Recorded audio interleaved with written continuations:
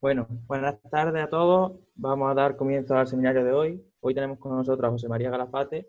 Nos habla sobre odontología equina y previamente rogarle de que desconectéis los micrófonos y las cámaras para no tener ningún problema. Y nada, os animo a que subáis una foto a las redes mencionando al aula EQ. Y nada, espero que disfrutéis y cuando quiera José María puede empezar con el seminario. Bueno, buenas tardes a todos. Yo no sé si se me estará escuchando bien.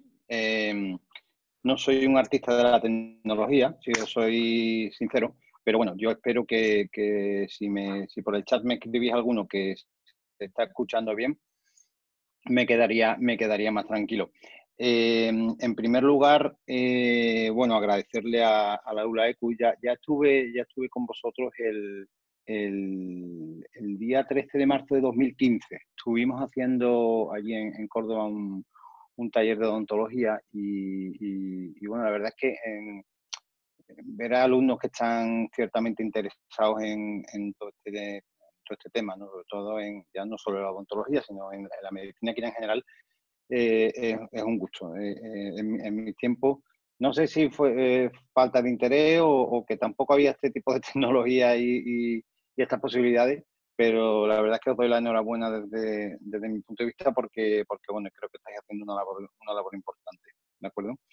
Entonces, lo primero, ante todo, desearos que estéis sanos, que estéis bien y que bueno, que tanto vosotros, vuestros familiares, vuestros amigos, todo el mundo se encuentre bien. Si alguno habéis tenido que cruzar en familia o demás con el dichoso bicho este que nos tiene encerrados, pues nada, que espero que lo hayáis llevado lo mejor posible y que, sobre todo, bueno, como científicos que somos al final, o que os estáis haciendo, tenemos que ser muy conscientes de qué es lo que hay, ¿no? De qué es lo que tenemos y de qué es con qué estamos jugando, que no es ninguna broma. Así que os apelo a vuestra responsabilidad para que entre todos pues consigamos que esto se acabe pronto.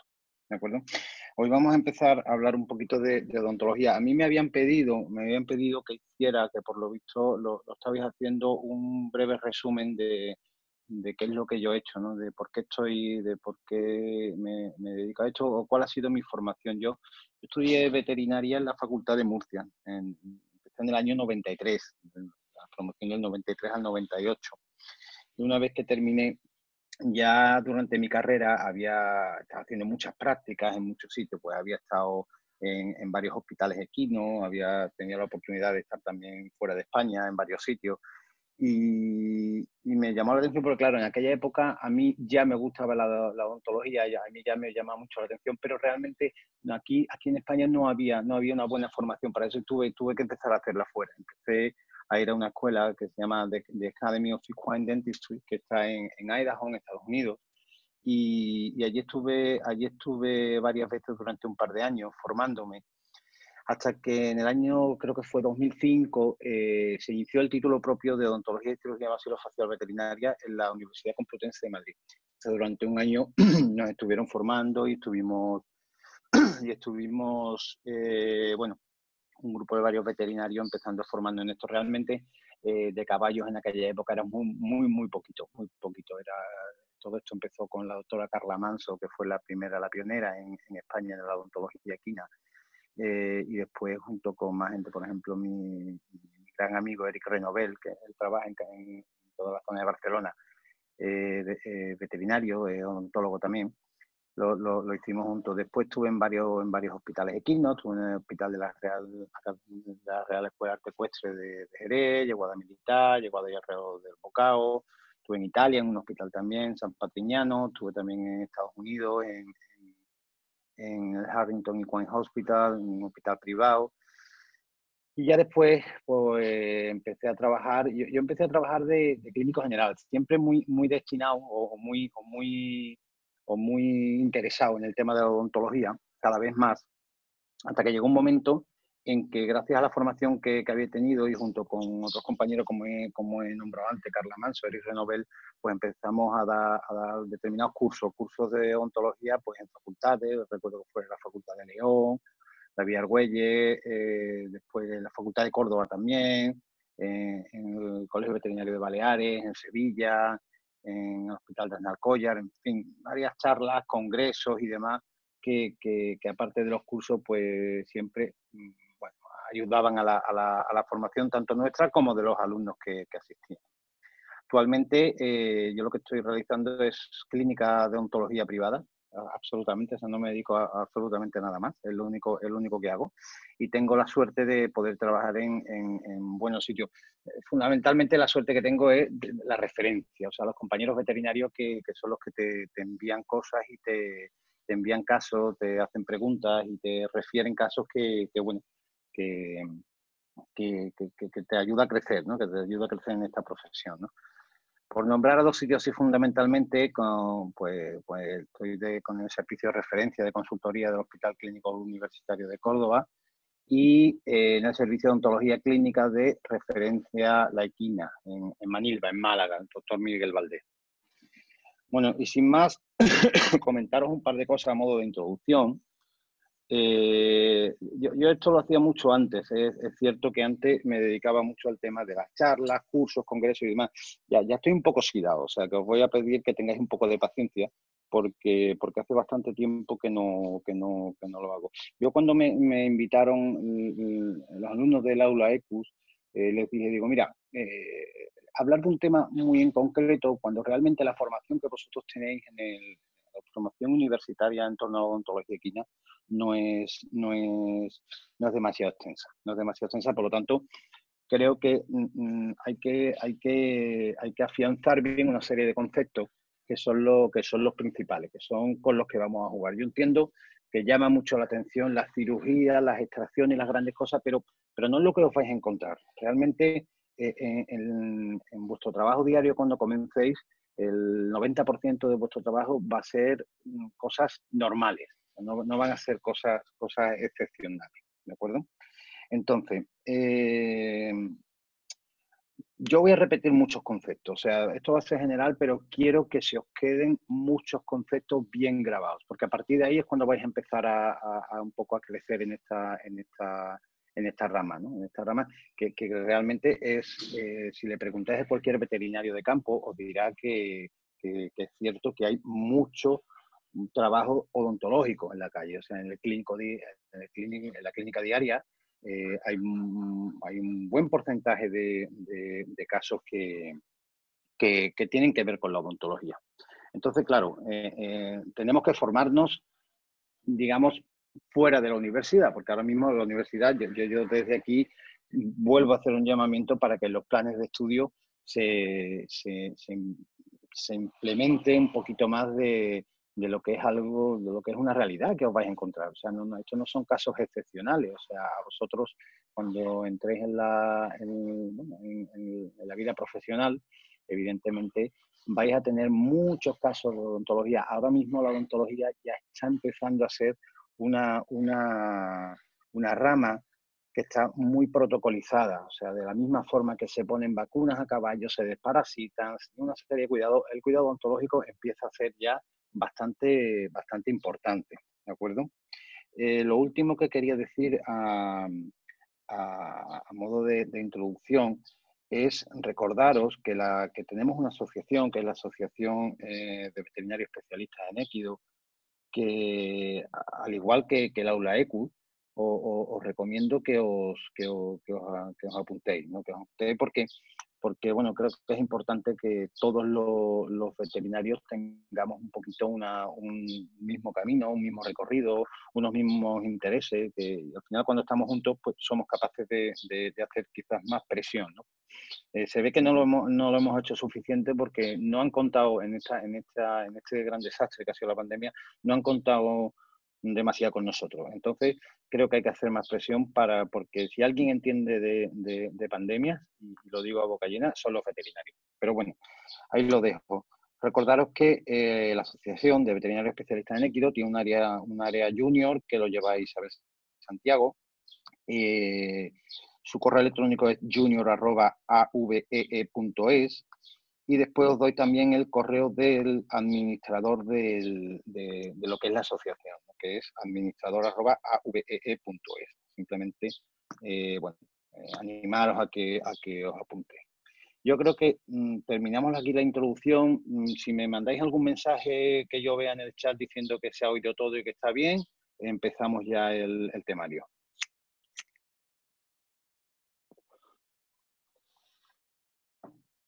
Vale, todo perfecto, todo bien, estupendo, vale, fantástico. Entonces. Bueno, pues aquí vamos a empezar. Ya os digo, no os agobiéis, sinceramente, no vais a aprender odontología. O sea, eso es una claridad, eso es algo que es claro. Pero sí vais a aprender 3 o 4 conceptos importantes que creo que son los que tenemos que tener en la cabeza a la hora de realizar nuestro trabajo. Como toda especialidad, tiene una cantidad inmensa de ramas distintas. Aquí podríamos hablar de generalidades, podríamos hablar de diagnóstico por la imagen, podríamos hablar de material, podríamos hablar de cirugía, podríamos hablar de todo. Pero sin la base, o sea, sin unos buenos cimientos en este tipo de ramas de la veterinaria, no hacemos nada, no hacemos absolutamente nada. ¿Vale? Siempre me gusta empezar con esta foto porque de aquí viene el caballo, de este animalito que medía unos 50 centímetros y que está datado hace una media de hace 50 millones de años. De aquí venía de aquí, poquito a poco, se empezó a desarrollar lo que hoy conocemos como los equinos, ¿no? Como el caballo, que es el animal que nos ocupan. Este animalito se llama Eohippus, tenía los dientes muy pequeñitos, tenía los dientes mucho más parecidos a nosotros que lo que son hoy los caballos, ¿no? Vamos a ver, hubo un estudio que lo estáis viendo aquí, estudio retrospectivo y conclusiones preliminares de los problemas dentales y patrones de oclusión en 100 caballos. Este estudio se hizo en Edimburgo. Edimburgo está uno de los popes de la odontología equina, que es el profesor Padraig Dixon. Entonces hicieron un estudio de la prevalencia de los problemas dentales, de lo que se encontraba en los clínicos en la calle cuando hablo de la calle, evidentemente, trabajando en su clínica diaria respecto a los problemas dentales, ¿no? Entonces, cogieron 100 informes dentales entre los años 91 y 2006, ahí tenéis los datos, con una edad media de 12 años, aproximadamente la mitad de los caballos que cogieron no eran de uso profesional, casi un 70% de castrados y un 30% de hembras. Y entonces llegaron a varias conclusiones. Llegaron digamos, a datar los problemas más comunes, que es lo que decían los veterinarios de campo que se encontraban. Decían que un 1% de esos caballos habían sido requeridos por un veterinario porque tenía una pérdida de condición corporal. O sea, caballos delgados, caballos con mal pelo, caballos bastante, digamos, con poco físico, ¿de acuerdo? Después había otros que decían que había problemas con la embocadura, ¿vale? Un 8% son los clasificados en caballos en el que el jinete te dice, oye, este caballo no responde bien, me está dando problemas, no acepta la embocadura, ¿vale? Después había otro 42% que detectaba anormalidades en los incisivos, o sea, todo lo que se saliera de unos incisivos correctos y normales, que luego veremos lo que son. Después, la aparición del primer molar, o bien conocido como diente de lobo, esto de la terminología en odontología va cambiando casi por barrios. O sea, el diente de lobo aquí se llama de una forma y en 10 kilómetros a la redonda se llama de otra. Pero bueno, básicamente nosotros que tenemos que ceñirnos a una terminología científica, le vamos a llamar el primer premolar, ¿vale? Porque realmente es un premolar, lo que pasa es que sale algunas veces y otras no. El 100% de los caballos, fijaros, decían que aparecían puntas de esmalte. Aquí ya vamos a empezar a pensar eso que habréis oído alguna vez. Oye, hay que hacerle la boca al caballo, hay que limarle los dientes al caballo. Pues aquí esas puntas de esmalte son las que producen esas heridas, esa incomodidad. Pues fijaros que el 100% de caballos aparecían o estaban diagnosticados por estos veterinarios como puntas de esmalte. Cuando digo diagnosticados no es correcto, porque realmente las puntas de esmalte no son una patología en sí. La punta de esmalte es la aparición fisiológica del diente, fundamentalmente de los premolares y molares que se encuentran dentro de la boca y que por sí no constituyen un problema, Ya veremos luego por qué se hace lo que se hace y por qué hacemos esos limados y esos tratamientos, ¿vale? Y después, otra de las cosas que observamos son las ulceraciones orales. Había muchas úlceras. Este 1% yo entiendo que esto está hecho en un tipo de caballo y en un sitio como es toda la zona de Gran Bretaña, pero yo me encuentro en mi clínica diaria un porcentaje bastante más alto. Después, lo que ellos determinaban como problemas oclusales. O sea, para saber si tenemos un problema oclusal, la oclusión es la forma, digamos, en que conectan las piezas maxilares y mandibulares. O sea, cómo encaja, hablando un poco en petit comité. Entonces, ellos decían que un poquito más de la mitad de los caballos se habían diagnosticado de problemas oclusales, ¿vale? Aquí tenéis cómo se disponen. Esto es súper importante, siempre lo digo, la anatomía y la fisiología. No podemos estar diagnosticando algo cuando no sabemos cómo está bien. Por lo tanto, la anatomía y la fisiología tenemos que llevarla al día. Tenemos que ver exactamente con los puntos de referencia de la cabeza del caballo qué es lo que hay dentro. Tenemos que saber cómo se colocan los premolares, los molares, los incisivos, qué estructuras tienen alrededor. Aquí principalmente lo que vamos a ver es la articulación temporomandibular, lo que es la mandíbula y los dientes mandibulares y maxilares y los incisivos en la porción más rostral. Aquí ya empezamos a hablar un poco de qué es lo que queremos conseguir. O sea, vamos a ver, a nadie se le ocurre salir a la calle con un zapato que tenga 20 centímetros de suela y el otro que tenga 5. Evidentemente, nosotros somos capaces de andar así. Claro que somos capaces, pero con el tiempo empezaríamos a sufrir una serie determinada de lesiones, sobre todo en los tejidos blandos, puesto que estamos influyendo mucho sobre determinadas articulaciones y menos sobre otras. En la boca del caballo es prácticamente lo mismo. Vamos a ver, aquí hay 3 puntos de apoyo que tienen que estar en equilibrio. Nosotros, en nuestro trabajo diario, solo vamos a poder actuar prácticamente en 2, que son en toda la zona de premolares y molares y la zona de los incisivos. Fijaros que estoy hablando de una situación ideal. O sea, las situaciones ideales no son tan comunes como podemos pensar. Aquí vamos a poder actuar poco. Es verdad que también hay determinadas patologías que afectan a la articulación temporomandibular, pero la mayoría de veces nosotros vamos a ser capaces o vamos a poder actuar a nivel de la tabla de premolares y molares y de incisivos, ¿de acuerdo? Respecto a la anatomía, las partes más importantes quizás cuando hablamos del único hueso que se mueve de la cabeza, que es la mandíbula, son sus 2 porciones, la rama mandibular y el cuerpo de la mandíbula. El cuerpo de la mandíbula es donde se aposentan, digamos, donde están todos los dientes mandibulares. Después está el cuerpo del maxilar, que es lo mismo para los maxilares, la porción superior. Después está también los premolares y molares, lo que es la fórmula dentaria del caballo, son 6 incisivos, superiores 6 inferiores, premolares hay 4, o sea, normalmente hay 3. El segundo, que es este, tercer y cuarto premolar. Primer premolar aparece aquí en algunas ocasiones y es el diente del ojo, ¿de acuerdo?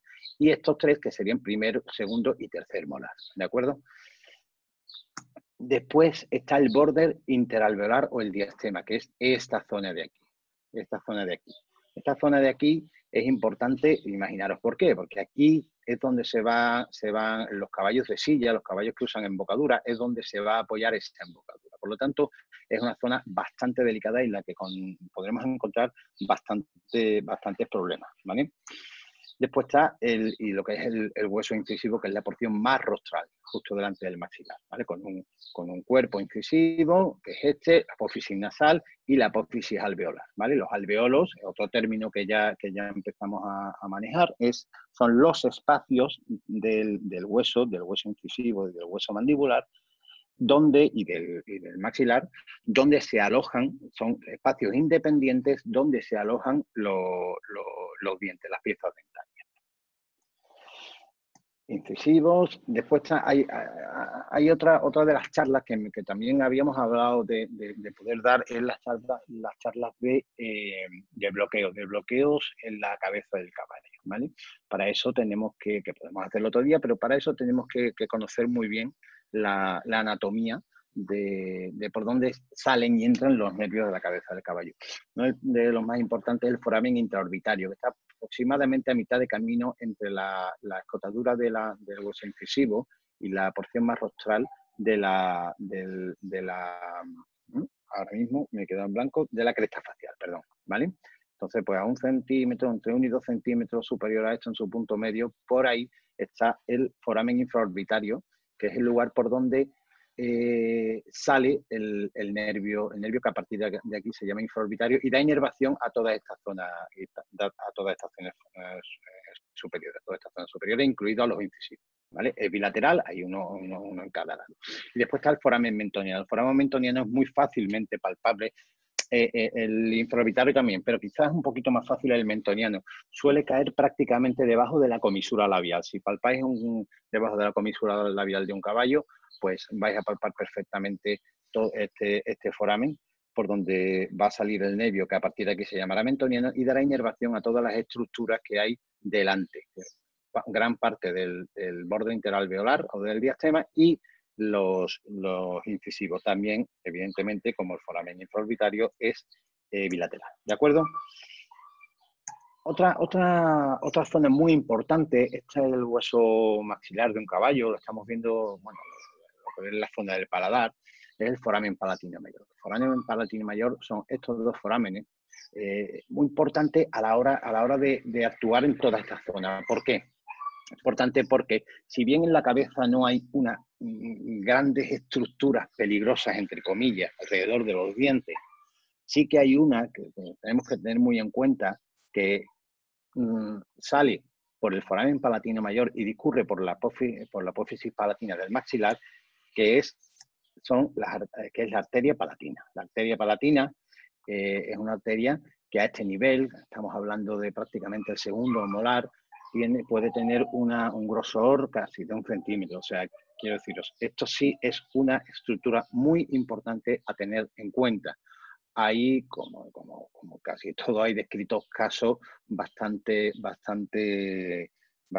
agresivos de sangrados y de hemorragias a este nivel, ¿vale? Entonces, tener siempre en cuenta que los dientes son unas zonas muy duras, unas zonas que nos van a permitir trabajar bien, pero cerca de ellos, en este caso, están estas estructuras con las que hay que tener muchísimo cuidado, ¿vale? Aquí vemos también otras dos vistas distintas, vemos el hueso nasal, todo este hueso nasal, toda esta zona de aquí, hueso y el hueso maxilar, donde se aposentan, como decíamos antes, los premolares y molares maxilares. ¿De acuerdo? Hueso incisivo, volvemos a repasar, como decíamos antes, toda esta zona más rostral. Y después están los senos. ¿Por qué son importantes los senos en odontología equina? Los senos son muy importantes en odontología equina porque varias de las raíces de las piezas dentarias maxilares, fundamentalmente a partir del cuarto premolar, van a estar dentro de esos senos, ¿vale? ¿Qué quiere decir esto? Quiere decir que si nosotros tenemos una infección, algún proceso infeccioso a este nivel, el drenaje se va a producir a los senos y esos senos conectan directamente con la cavidad nasal. Por lo tanto, aquí vamos a tener un problema que es la sinusitis, ¿vale? Entonces, la sinusitis, muchas de ellas o una gran parte de ellas están producidas en principio por un problema dental. Lo que pasa es que muchas veces cuando llegan a nuestras manos ya han pasado por el periodo de pensar que es un resfriado, que el caballo ha cogido un resfriadito, que tiene un poco de moco y tal.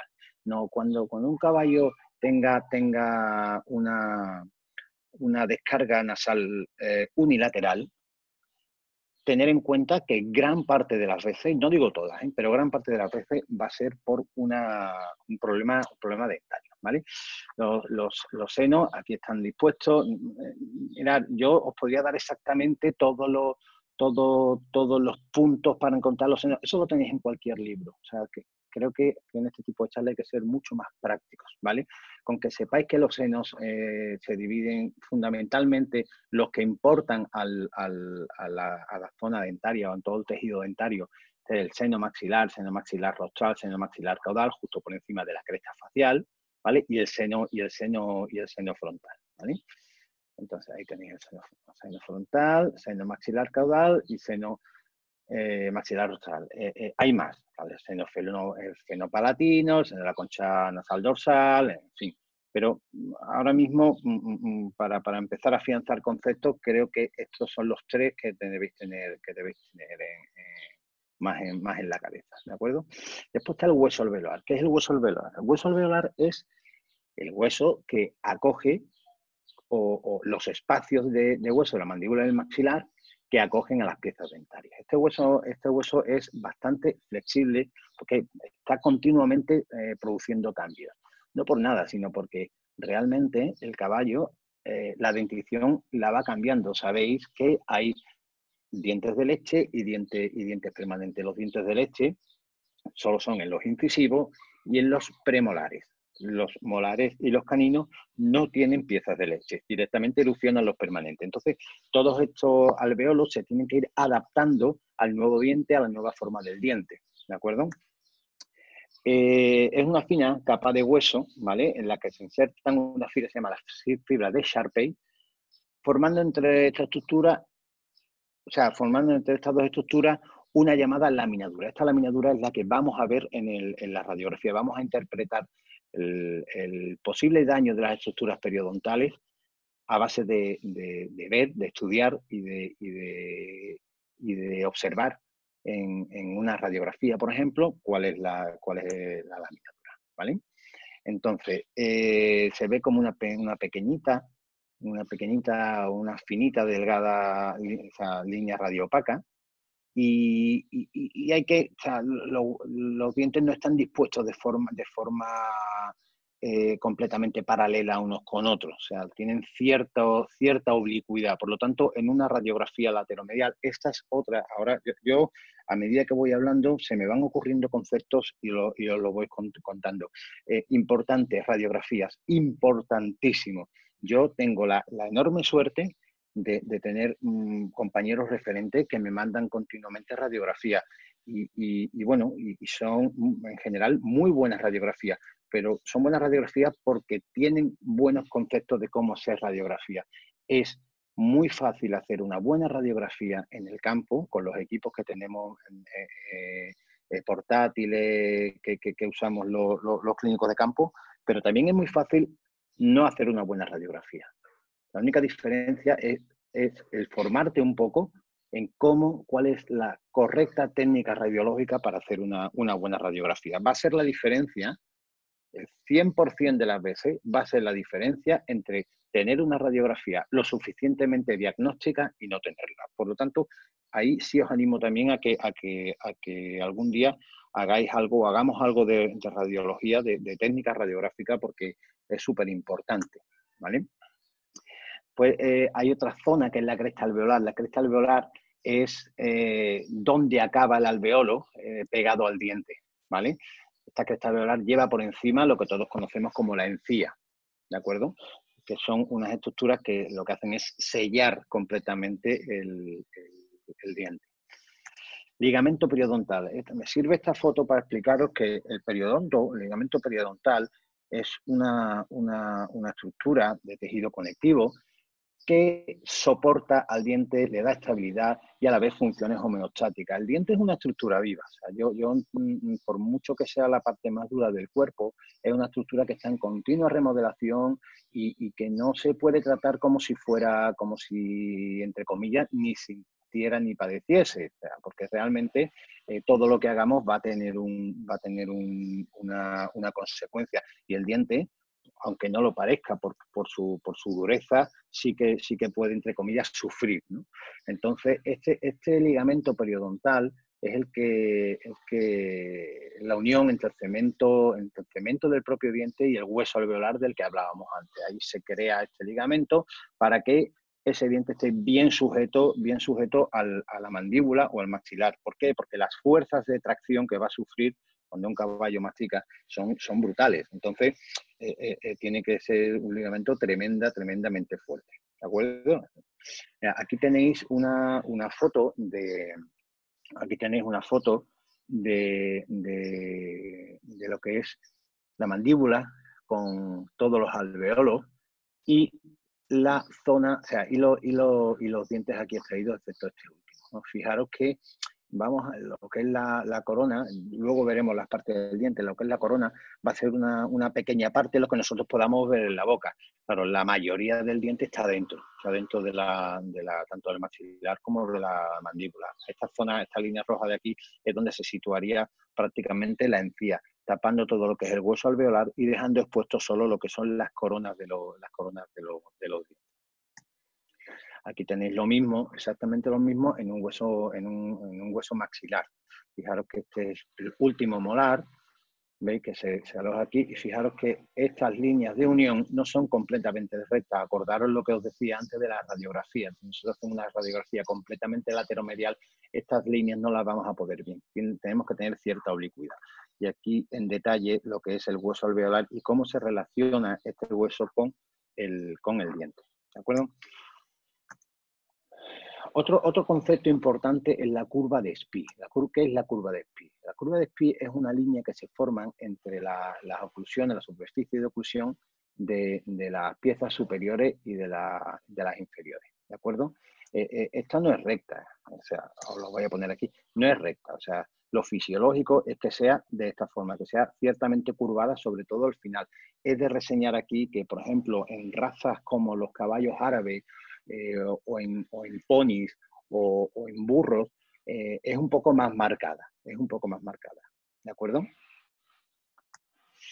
Después, ¿qué músculos emplea el caballo en la masticación? Básicamente, lo que fundamentalmente usa el caballo para ayudarse a masticar son los maseteros, que son muy grandes, todos sabéis, creo que sabéis dónde están, en ambas caras de las zonas más caudales de la cara del caballo. Entonces, son unos músculos muy poderosos, muy poderosos. Y esto nos va a servir también para que cuando tengamos que evaluar un caballo y hacerle una buena exploración física, tenemos que ver cuál es el estado de estos maseteros, porque evidentemente cuando un caballo está completamente, o sea, comiendo completamente normal, lógicamente tiene un desarrollo normal de sus maseteros. Sin embargo, cuando hay algún problema en el desarrollo, en la masticación de ese caballo, esos maseteros no van a estar equilibrados, no van a estar exactamente iguales. También contribuyen a esto los músculos ptericoideos, mediales y laterales.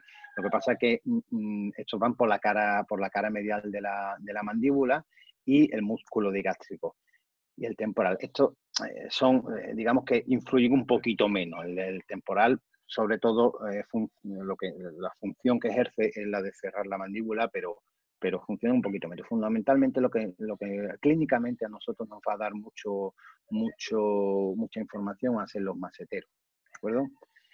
Todos están inervados por el nervio trigémino, que aparece justo por debajo del pabellón auricular en la cabeza del caballo. Se va dividiendo en varias ramas. Las que nos interesan fundamentalmente son la mandibular y maxilar. Recordad que antes os dije que la maxilar, una vez que sale por el agujero infraorbitario, se denomina nervio infraorbitario, que es el que da inervación a todas las estructuras más rostrales del maxilar. Asimismo, el mandibular se llama mentoniano, que sale por el foramen mentoniano, ese que os decía que está prácticamente justo debajo de la comisura de los labios y se puede palpar fácilmente y da inervación a todas las zonas rostrales de la mandíbula. ¿De acuerdo? Aquí tenéis una descripción de por dónde va la rama maxilar y por dónde va la rama mandibular. Ya os digo que esto clínicamente hay que conocerlo, evidentemente hay que conocerlo, sobre todo esto se le da quizás un poquito de más interés o se incide un poquito más sobre eso cuando hablamos de bloqueos en la cabeza del caballo. ¿De acuerdo? Aquí tenéis más o menos un esquemita, lo que os decía antes. A partir del foramen infraorbitario va a dar varias ramas y algunas de ellas van a ir directamente a las porciones más rostrales, inervando las estructuras dentales. ¿De acuerdo? Y esto es exactamente lo mismo. El mandibular van ahí dando ramas a las distintas estructuras dentales de la mandíbula. Respecto a las glándulas, los conductos salivares, la principal que tenemos que tener en cuenta es la glándula parótida, ¿vale? La glándula parótida es una de las que la principal productora de saliva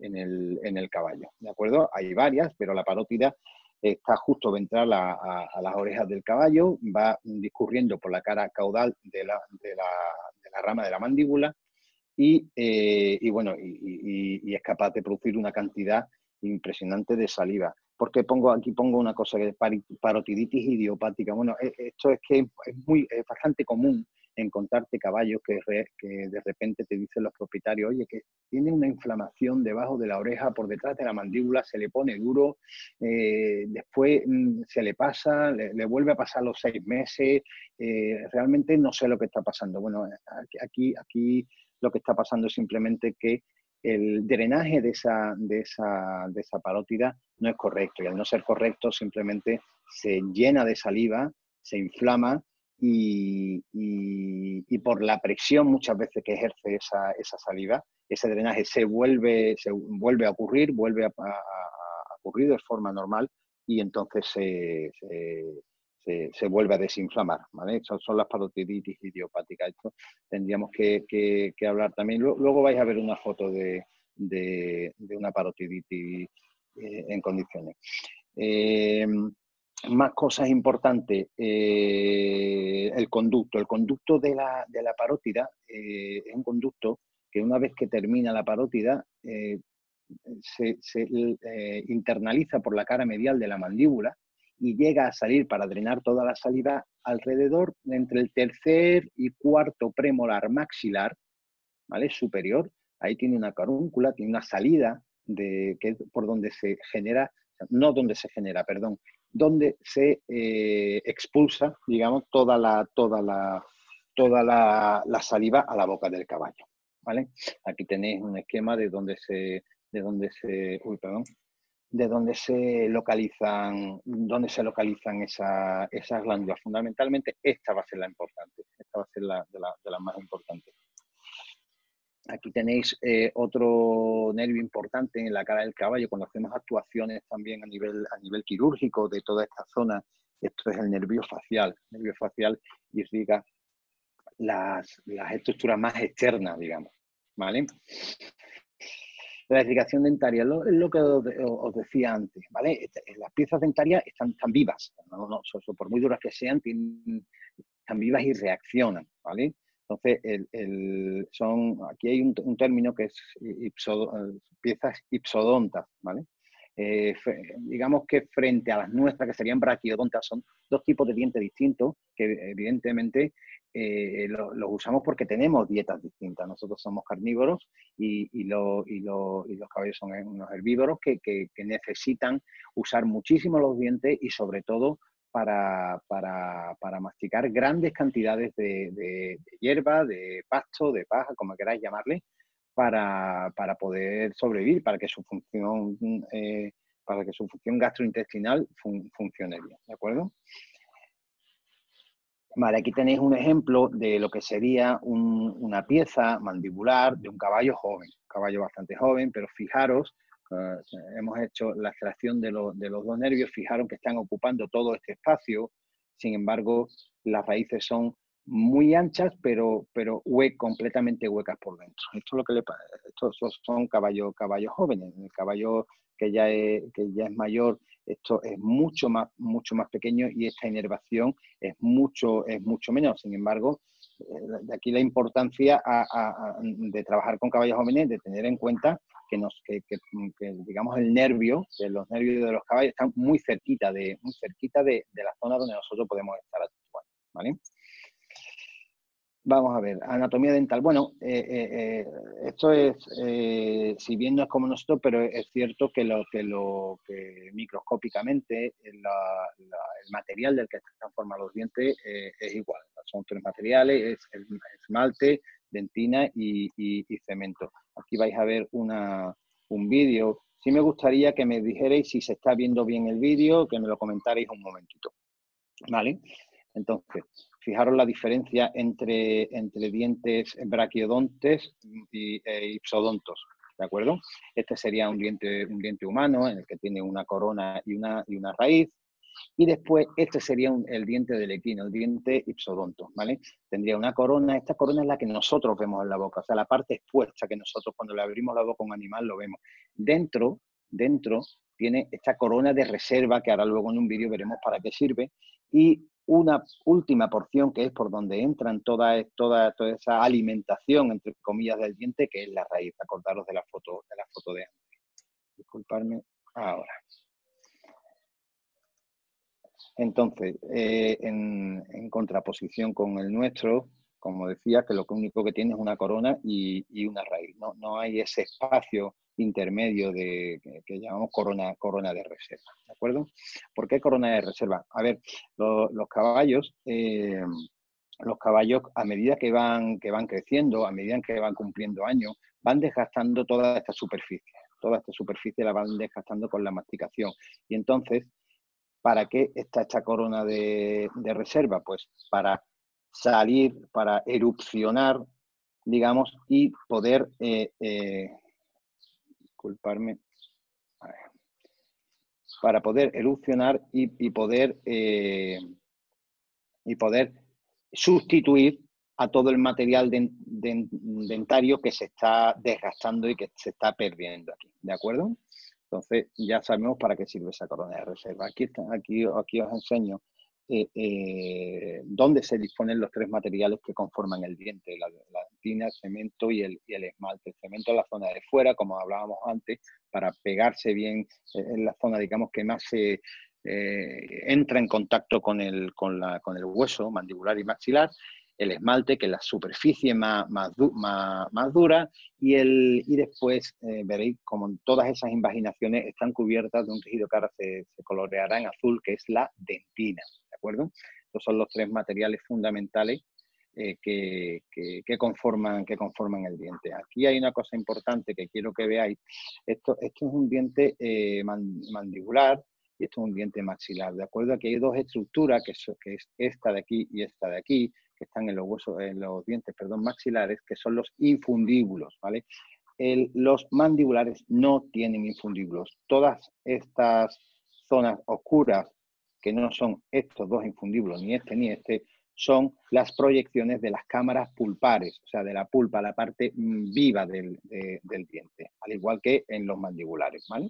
Pero estas dos estructuras que se llaman infundíbulos, que aparecen aquí y también en el centro de los incisivos, esto en muchos sitios lo llaman la negrilla, en fin, ahí ya os digo que hay una variedad de nombres impresionantes. Entonces, vale. Disculpadme un segundito. Vale. ¿Cómo mastica un caballo?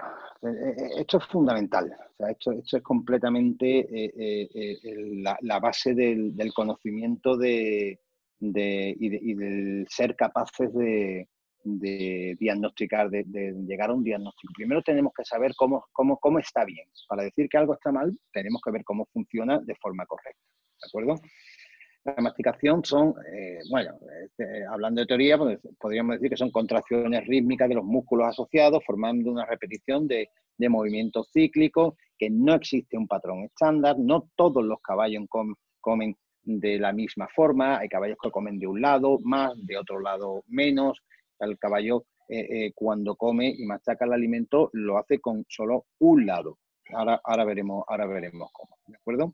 Depende evidentemente del estado de la pieza involucrada. Vosotros imaginaros que os duele una muela.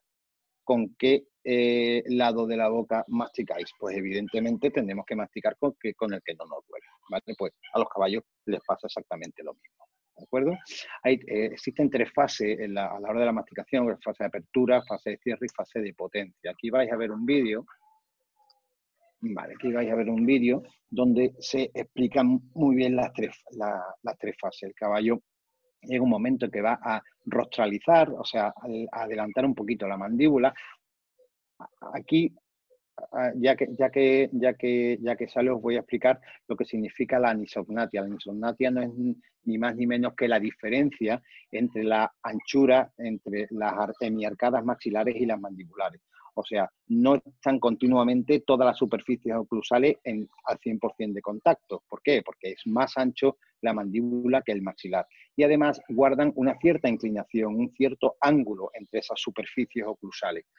Normalmente son unos 15 grados. Bueno, esto es aproximado.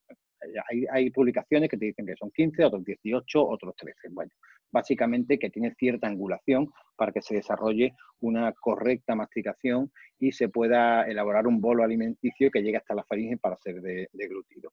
Entonces, esta es la primera fase. Lo que van a hacer el caballo es rostralizar, adelantar un poquito la mandíbula, ¿de acuerdo? Ahí lo veis. Y después lo va a lateralizar. Esa es la fase de apertura, cuando el caballo empieza a abrir la boca. Fijaros que ahora mismo ya no están en contacto la superficie. Esa fase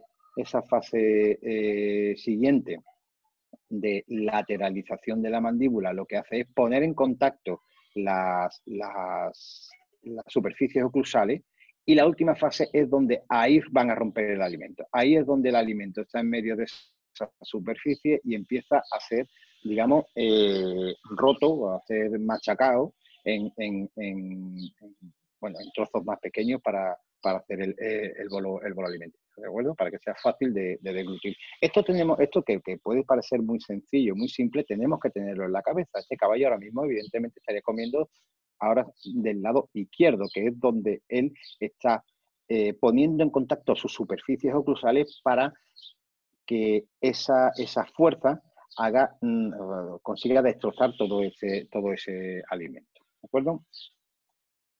Vale, aquí veis cómo se vería desde una visión rostral, cómo serían los incisivos. Los incisivos también, realmente los incisivos en los caballos están para prender el alimento, para cogerlo y para cortar. Caballos que están sueltos en el campo para cortar la hierba, caballos que están estabulados para coger el heno, cortarlo. O sea, esa es la misión de los incisivos, aunque también sufren un desgaste. Esto también hay que tenerlo en cuenta. También sufren un desgaste. Bien, visto desde una visión lateral, es prácticamente lo mismo que hemos visto antes, pero en una preparación. Así es como estaría masticando un caballo, en este caso de su lado derecho. ¿De acuerdo? Esto ya lo he dicho antes, la curva de Wilson. Algunas publicaciones la denominan así, que simplemente la relación que existe entre las superficies oclusales maxilares y mandibulares. Aquí hay una cierta angulación, ¿de acuerdo? Entonces, ahora yo os hago una pregunta. Bueno, si yo voy a ver un caballo, ¿yo cómo sé que realmente hay una oclusión, que ahí esas caras oclusales están pudiendo trabajar bien a la hora de masticar? O sea, ¿yo cómo sé si hay esa cierta angulación que tienen que tener? ¿Por qué? Porque si no funciona la parte posterior, un caballo puede coger bien el alimento con los incisivos, pero realmente no sabemos si va a ser capaz de destruir el alimento lo suficiente para poder tragarlo. Bueno, esto hay una forma muy fácil, que es intentando separar lo que es la mandíbula, intentando desplazar la mandíbula sobre el maxilar, y llegará un momento que empieza a separarse. ¿Veis este gap que hay aquí? O sea, este espacio que se ha creado aquí es porque las superficies oclusales están entrando en contacto, y gracias a esa angulación que tienen, producen esta separación de los incisivos. Os voy a poner el vídeo para que lo veáis un poquito mejor. Si hay algo que no se entiende, o hay algo que queráis que repita, o hay algo que queráis que incida un poquito más, por favor, decírmelo, ¿vale? No, a mí me da igual que me interrumpáis. Hombre, quizás para todos es más cómodo que hagamos las preguntas al final, pero de cualquier manera, si necesitáis cualquier aclaración intermedia, oye, yo esto no lo he entendido, me mandáis un mensaje por el chat y yo intento volver sobre ello, ¿de acuerdo? Aquí, fijaros lo que os decía antes, acordaros que el caballo tiene que lateralizar la mandíbula bien, tiene que ser capaz de, digamos, aprovechar toda la superficie oclusal. Para eso hay que lateralizar mucho la mandíbula para conseguir romper bien el alimento. Quiero que me digáis vuestra opinión con lo que ya sabemos hasta ahora mismo. Quiero que me digáis la opinión de cómo come este caballo. Vamos a verlo un minutito y me callo durante 30 segundos y os concentráis un poco y me decís qué le pasa a este caballo, si le pasa algo, que a lo mejor no.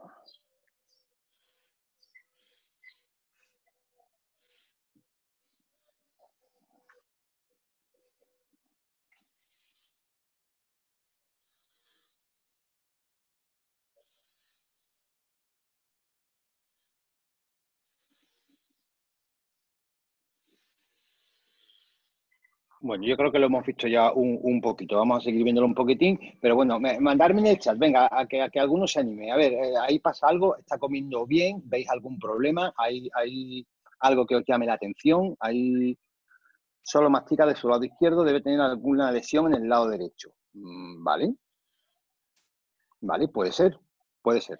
O sea, tú lateraliza muy poco, también puede ser. Más opiniones. Efectivamente, bueno, efectivamente lateraliza muy poco porque este caballo tenía un problema. eh, Vamos a ver, era en el lado derecho, efectivamente, pero también tenía otro problema. El caballo, el problema que tenía eran los 24 años que tenía encima. Entonces, a determinadas edades ya hay un desgaste excesivo, como como acaban de poner aquí. Y entonces, claro, cuesta mucho que ese animal pueda comer bien. Aquí vamos a hacer un inciso. Vamos a ver, cuando yo voy a ver un caballo mayor, yo os puedo decir que esta semana he visto un caballo de 42 años, aunque parezca mentira. Entonces, claro, eso no es cuestión del veterinario y del dentista, ¿vale? En este caso, veterinario y dentista, soy yo. Eso no es cuestión mía. Eso yo ahí puedo hacer relativamente poco. Un caballo de esas edades, lo que tenemos que hacer es adaptarle la dieta.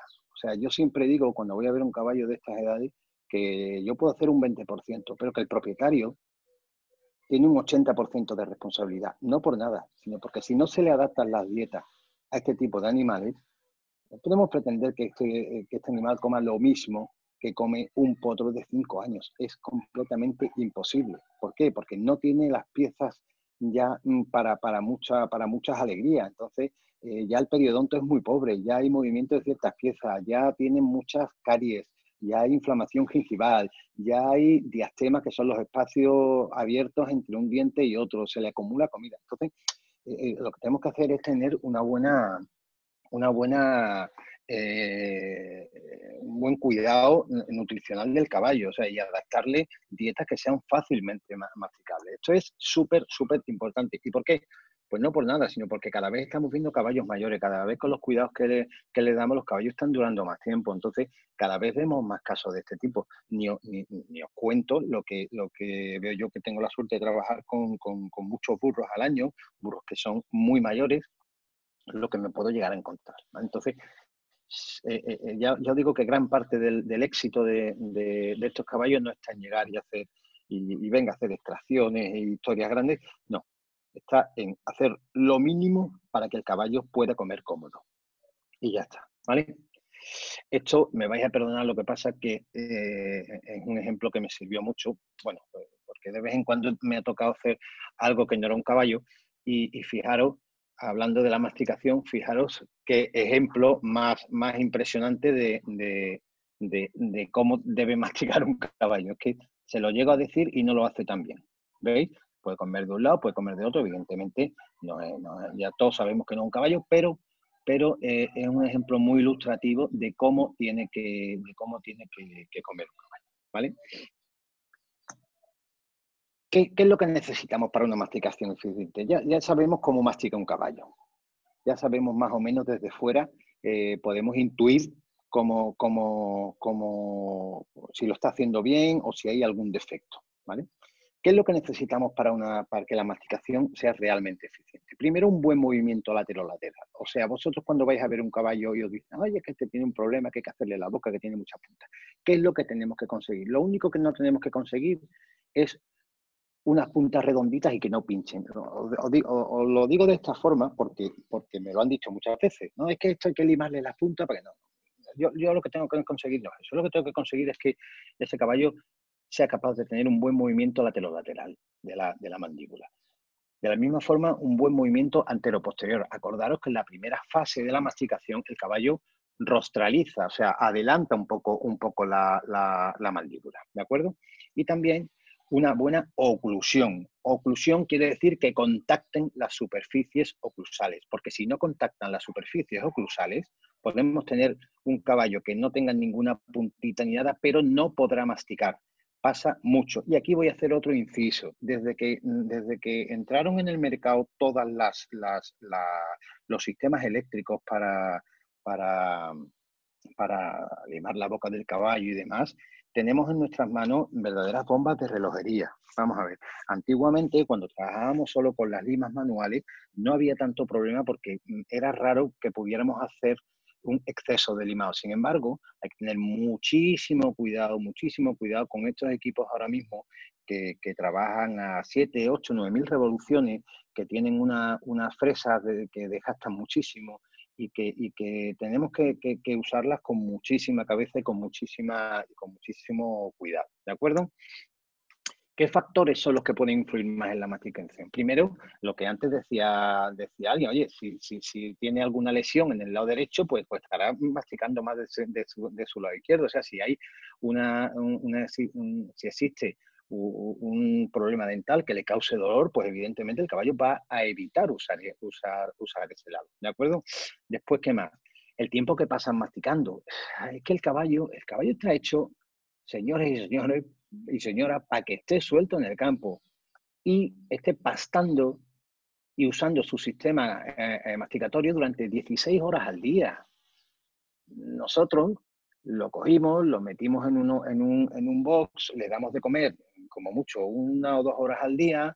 Entonces, claro, fisiológicamente eso no se puede sobrellevar bien, ¿vale? Entonces, yo por eso siempre recomiendo mucho heno, mucho pasto, mucha alfalfa, mucha paja. Me da igual lo que le puedan dar de la mejor calidad que el cliente pueda, pero que lo tenga continuamente, que esté usando la boca continuamente, ¿de acuerdo? Y después la naturaleza, por supuesto, del alimento que consume. No es lo mismo esto, que es un pienso, que esto prácticamente se disuelve en la boca, no hay ni que masticarlo, que fibra. Que la fibra, ya sea, como decía antes, me da igual que sea heno, paja, alfalfa, me da exactamente igual, ¿vale? Entonces, evidentemente es lo mismo. Y fundamentalmente, de lo que estábamos hablando antes, esto quizás sirve de repaso todo, la edad. No es lo mismo un caballo viejo, un caballo mayor, no me gusta decir viejo, ya lo he dicho y no debería haberlo dicho, un caballo mayor y un caballo joven. Adaptar las dietas, acordarnos de lo que come un señor de 90 años, una señora de 90 años y de lo que come un chaval de 15. No puede ser lo mismo, no puede ser lo mismo. Es cierto que nosotros estamos en humanas muy adelantados y somos capaces a un señor de 90 años de ponerle una dentadura de 15, pero no es lo normal, ¿de acuerdo? Vale, hasta aquí la primera parte. Entonces aquí me gustaría hacer un pequeño inciso, un descansito de, 2 minutos para que os relajéis, asimiléis conceptos, vayáis a beber agua, vayáis al baño, lo que haga falta, y me preguntéis si tenéis alguna duda.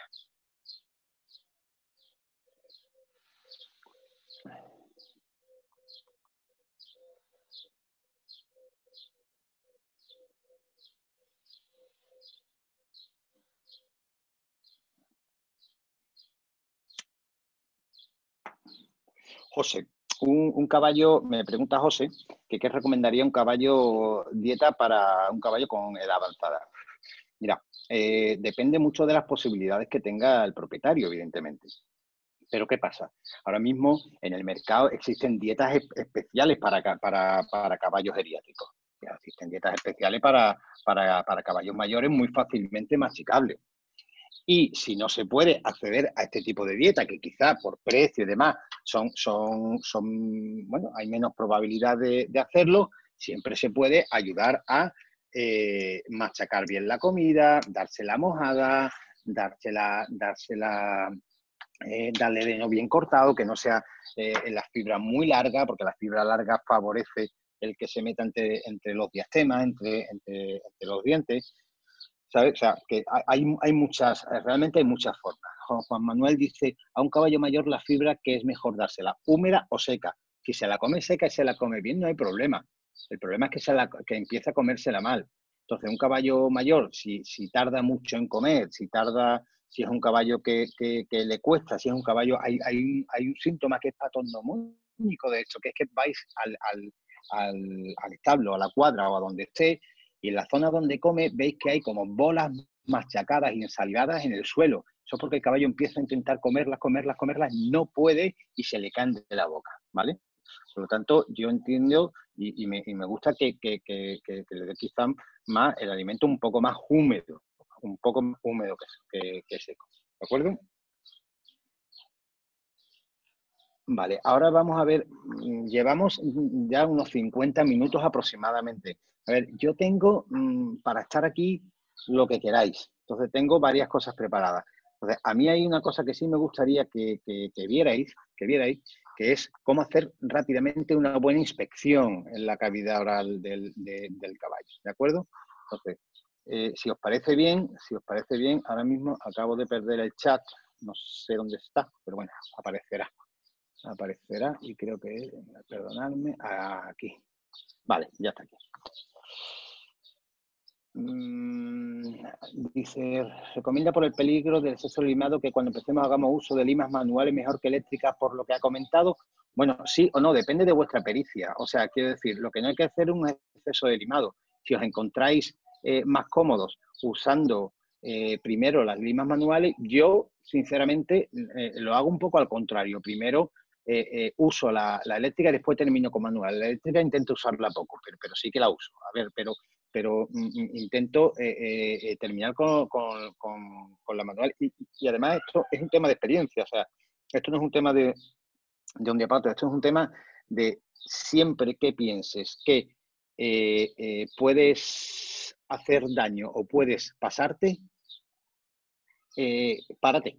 O sea, quiero decir, no te des la oportunidad de probar, porque puedes estar originando un problema.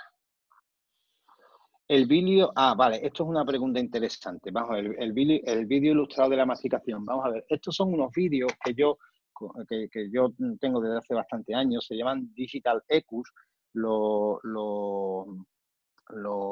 hizo el doctor Racker, que es americano, son 3 DVDs y hablan un poco de todo. Hay uno de introducción, hay otro de maloclusiones y demás. Y entonces, claro, como yo empezaba a hacer charlas y demás, pedí permiso y me escribieron diciendo, oye, mira, esto es precisamente para eso. O sea, úsalo en tus charlas, úsalo en tus ponencias y demás, porque es muy ilustrativo y es muy bueno. Si me escribes un correo electrónico, yo te digo cómo conseguirlo, ¿vale? Esto es de Manolo. Venga. Vale, pues la inspección oral, la inspección de la cavidad oral del caballo. La inspección de la cavidad oral del caballo, ¿dónde la cavidad oral del caballo? No me va, a ver. Vale. Primero hay que hacer una buena anamnesis. Una buena anamnesis y un buen... Hay una cosa en odontología que es importante, que es el protocolo. Necesitamos mucho protocolo, ¿de acuerdo? Entonces, lo primero es el tiempo que tenemos que pasar con el dueño. Vamos a ver, ¿en qué trabaja el caballo? A ver, ¿qué es lo que come? ¿Cómo está el caballo últimamente? ¿Ha cambiado de conducta? ¿Ha tenido alguna enfermedad? ¿Qué edad tiene? ¿Tiene algún historial odontológico? O sea, primero una anamnesis general como en cualquier caso, ¿vale? Después, una evaluación en la que usamos el tacto, o sea, palpamos bien toda la cabeza. ¿Por qué usamos el olfato? Pues sobre todo por la sinusitis. Una sinusitis, una infección de alguna pieza dentaria suele oler muy mal, ¿vale? Suele oler bastante mal. El oído, incluso a la hora de masticar el oído, incluso darle una zanahoria cuando llegamos, darle un poco de comida, cualquier comida que haya, ver, observar, perder tiempo, o no perder tiempo, perdón, es poner tiempo en ver cómo come un caballo, ¿vale? El estado general, si hay asimetrías, inflamaciones en toda la cabeza. Después, externamente, palpamos lo que es la zona de articulación temporomandibular, palpamos todo lo que es la zona de los maseteros, palpamos lo que es toda esta zona que es donde, digamos, la zona de los zonas laterales de los premolares y molares maxilares, que es donde se suelen hacer muchas úlceras, si existe inflamación, si existe dolor, si hay sensibilidad, ¿de acuerdo? También cómo está la piel, si hay determinados problemas en las comisuras labiales, si en el hueso maxilar presenta, fijaros aquí, algún tipo de inflamación, fijaros aquí, muy típicas de las embocaduras, ¿vale? Y lo mismo en el hueso mandibular. Aquí veis, por ejemplo, esto no es una patología, pero bueno, tenemos que saber que está ahí, si está ahí, tenemos que palparlo antes de empezar, ¿vale? Estos son quistes de erupción, o sea, estos son quistes producidos por la erupción de las piezas de los premolares mandibulares. Eso pasa mucho y al principio puede asustar, oye, que tiene aquí unos bultos. Lo normal es que sean unos quistes producidos por el empuje, digamos, que están produciendo las piezas permanentes al intentar salir, ¿de acuerdo? Después, ¿qué más? La inspección externa, las glándulas salivares, ¿vale? Si hay, como os decía antes, el tema de la parótida, cuáles son el estado de los ganglios regionales y todas las estructuras que hay alrededor, ¿vale? Fijaros aquí, por ejemplo, que nos encontramos. Esto es un quiste. Esto ya hablaremos quizás en otro momento de este tipo de quistes, ¿de acuerdo? Después, el movimiento de la cabeza. Cuando os decía antes, hay que desplazar lateralmente la mandíbula para ser capaces de ver si esos incisivos están, digamos, separándose correctamente o no como resultado de la unión o del roce entre las caras oclusales de los premolares y molares, ¿vale? También montado. Yo incluso lo he hecho muchas veces porque a lo mejor me dicen, no, es que el caballo está comiendo bien, está perfecto, el caballo está de peso fenomenal, pero es que montado, pues venga, vamos a montarlo y vamos a ver cuál es la reacción del caballo. Vamos a ver si realmente es un problema dental, es un problema de la boca o no, es un problema de la embocadura, ¿vale? Los movimientos masticando, ¿vale? Y en general la manipulación de todo lo que es la cara y la cabeza del caballo para ver si encontramos algo que se salga de lo normal. Después se puede hacer una inspección interna sin abreboca. Mucho cuidado al hacer esto hay que estar ciertamente entrenados para hacerlo porque a ver, sin querer, pero pueden hacer mucho daño, ¿vale? Aquí observamos los incisivos, cómo se dispone lo que es la encía en los incisivos, y lo estamos viendo de manera lateral, de manera frontal, ¿vale? El estado también de los caninos, que es lo que podemos hacer sin abreboca, ¿de acuerdo? Aquí ya empezamos a ver una serie de problemas que nos llaman la atención. De repente aquí faltan dientes, oye, pues puede ser una genesia que no le hayan salido, oye, o ha podido ser una pérdida de estos dientes por factores traumáticos, por edad, por fin, aquí hay una pieza muy rara, esto es una displasia en un incisivo, esto aparece y no es una patología en sí, simplemente es una alteración de la morfología, pero no está produciendo ningún tipo de patología, ¿de acuerdo? Y después una inspección, seguimos la inspección interna, perdón, exactamente, inspección interna sin el abreboca. La edad, fundamental conocer la edad del caballo. Ves que en esta foto aquí esto es un potrito prácticamente recién nacido, ¿vale? Después si hay movilidad de las piezas, si hay sensibilidad, si hay gingivitis, si hay alguna infección, si la línea de oclusión entre los incisivos superiores e inferiores es normal, es recta como tiene que ser, si hay algún tipo de caries, como en este caso de aquí. ¿De acuerdo? Esa línea de contacto de la que hablaba antes entre los superiores y los inferiores, la superficie, el ángulo. Vale. Los colmillos o caninos también. ¿Vale? El número. Sabéis que los colmillos o los caninos aparecen fundamentalmente en machos. Aparecen mucho menos en hembras, aunque también los hay. Y los que hay suelen ser muy, muy, muy pequeñitos. ¿Qué posición tiene? Si tienen movilidad, si tienen caries. Esto es muy común. El acúmulo de sarro en toda esta zona.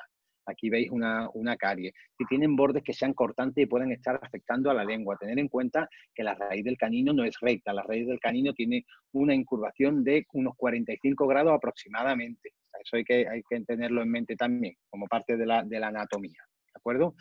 Después, una inspección interna sin abrebocas, que podremos ver las zonas más rostrales. Vemos aquí, por ejemplo, la aparición de un diente de lobo. Aquí hay otro diente de lobo o primer premolar. Aquí hay otro primer premolar, vemos las puntas de los segundos premolares, aquí aparecen muchas veces muchas heridas, si hay sensibilidad, ¿veis? Aquí hay una alteración, que es un gancho, una alteración en la oclusión, un excesivo crecimiento de este segundo premolar, la palpación de los asientos, importantísima a la hora de diagnosticar problemas con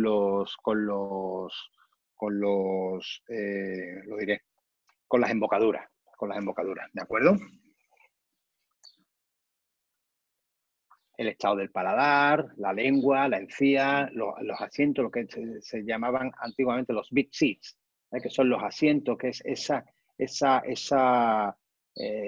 digamos, ese limado que se hacía en los segundos premolares para que el asiento, o sea, para que no molestara el filete.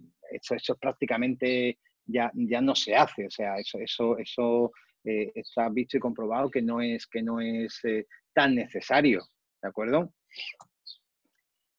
Aquí vemos otros casos, por ejemplo, bueno, esto ya es bastante más llamativo, una fractura de dos incisivos de leche.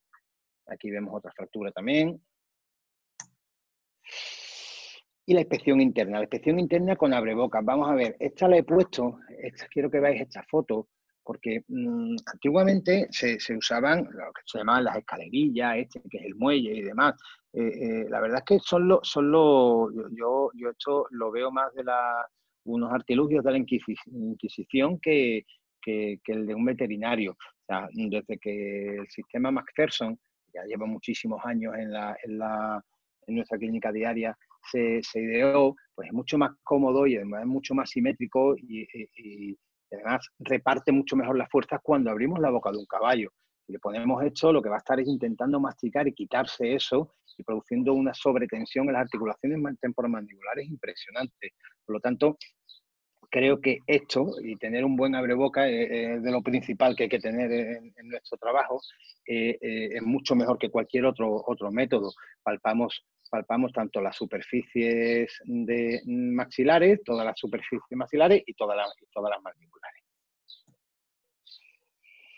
Una vez que le ponemos el abreboca, pues hacemos exactamente lo mismo que hemos hecho antes. Vemos el número, vemos si realmente tiene dientes de leche, si lo está cambiando en relación a la edad. Para eso hay que conocer bien toda la edad, o sea, la edad a las que los caballos mudan los dientes, si hay puntas de esmalte, si hay alguna pieza con algún estado peculiar que nos llame la atención, o que tenga una carie, o que tenga una fractura, si es simétrico, si esa angulación de la que hablábamos antes, entre 15 y 18 grados, es así o no. Fijaros en esta foto, una share mouth, una boca en tijera que se llama, un excesivo desgaste de esta parte, habiendo producido, fijaros, esta gran angulación ahí. Y aquí también veríamos eso, la alineación, si esa línea de oclusión es ondulada, si es en tijera como lo habéis visto antes, si tiene gancho, fracturas, caries. Fijaros aquí, perdón, aquí. ¿Vale? Esto es más o menos normal. Aquí ya parece que hay una carie, que hay un sobrecrecimiento bastante grande. aquí hay desviaciones de este está completamente desviado hacia lateral, fijaros este gancho.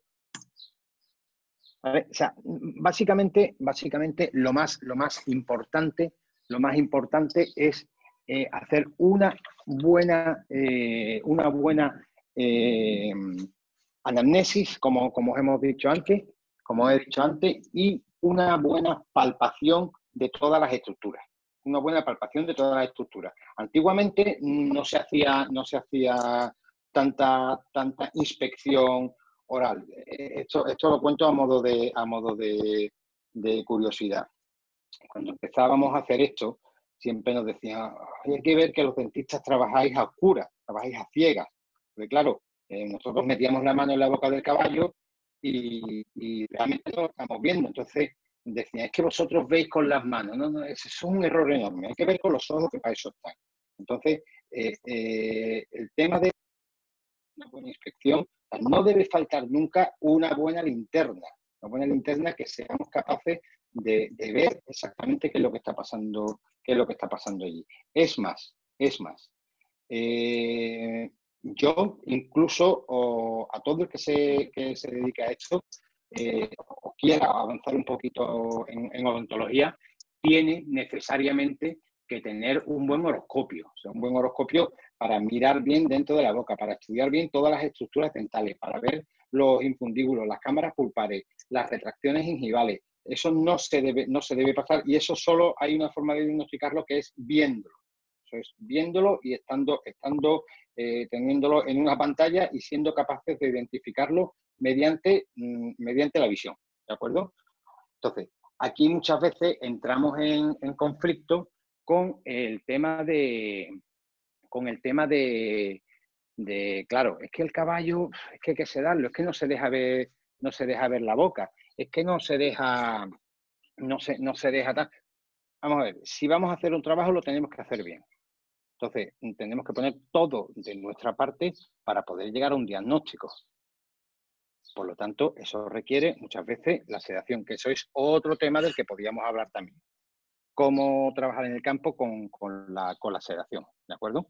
Entonces, no sé si ha sido rápido, quizás un poquito embarullado, pero básicamente es muy repetitivo lo que tenemos que hacer.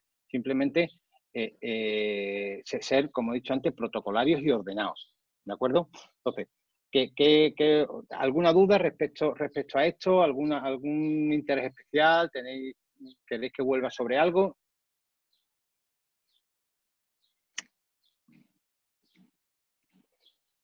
Vamos a ver. Las puntas de esmalte siempre nos las esperamos encontrar en la cara lingual, bucal, en las piezas mandibulares, maxilares, respectivamente, o no tiene por qué ser así. Sí, tiene por qué es así. ¿Recordáis cuando os hablé de la anisognatia, que es la diferencia de espacio, digamos, que hay entre las maxilares y las mandibulares, ¿vale? ¿Esto qué hace? O sea, los dientes maxilares suelen ser más anchos, o sea, son más anchos, no suelen ser, son más anchos, ¿vale? Por lo tanto, debido a ese movimiento masticatorio fisiológico, se producen esas puntas de esmalte siempre en las caras bucales de los maxilares y en las linguales de los mandibulares. ¿De acuerdo? No sé si he respondido a tu pregunta, creo que sí, pero eso siempre es así.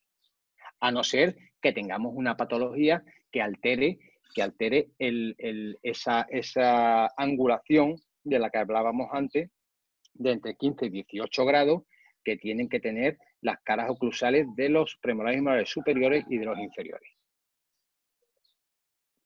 Me preguntaba alguien por ahí también que si hay algún curso programado para Sevilla. No, de momento no hay nada programado para Sevilla. Me dice Miguel Matius, doctor, ¿qué incidencia aproximada de caries encuentra? ¿Las tapan? Vamos a ver. Caries hay una barbaridad, muchísimas. También es interesante ver en qué estado están, ¿vale? Ahora mismo, desde hace pocos años para acá, ya se están empezando a tratar las caries. Pero claro, eso exige no solo del material adecuado, sino de una digamos, una disposición del propietario, ¿vale? Porque hay muchos propietarios yo muchas de las caries que me encuentro ya no tienen solución, de hecho ya me encuentro en fracturas y demás. Entonces es ciertamente raro encontrar a propietarios que, oye, mira, tiene una carie, habría que... Entonces, esa colaboración de momento no es muy, aquí en España por lo menos, porque tenemos que tener en cuenta que yo os estoy hablando de la realidad que tenemos aquí, que es donde trabajo, ¿vale? Entonces, es algo que se va a implementar, sí o sí, o sea, va a tener que implementarse, ¿vale? Después me dicen que qué tipo de abrebocas nos recomendaría. Pues mira, en esto sí es cierto que en esto sí hay que, entre comillas, gastar dinero. Vamos a ver, es nuestra seguridad. O sea, básicamente es nuestra seguridad y tiene que estar por delante de muchas cosas. Entonces, el tener un buen abrebocas,